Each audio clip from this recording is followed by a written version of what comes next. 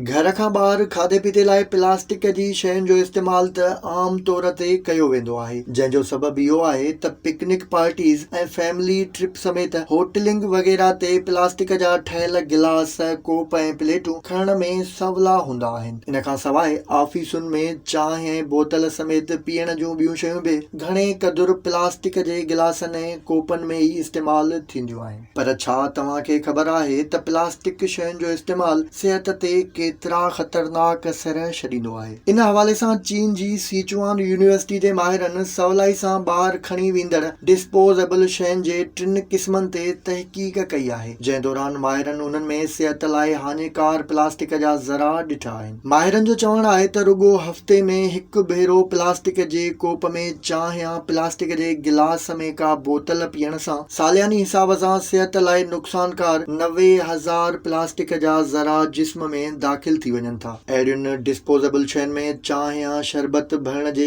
5 मिंटनि खां पोइ उन्हनि मां लॻभॻि 15,000 ज़रा ख़ारिज थींदा आहिनि, जेकी चांहि ऐं ॿियनि शयुनि में मिली वञनि था। साइंसदाननि 3 क़िस्मनि जे मुख़्तलिफ़ कोपनि ते कयल मुताले खां पोइ ॾिठल नतीजनि में इहो साबित कयो आहे त इन्हनि मां ख़ारिज थींदड़ प्लास्टिक जा ज़रा इंसान जी सिहत लाइ नुक़सान पहुचाइण लाइ काफ़ी आहिनि।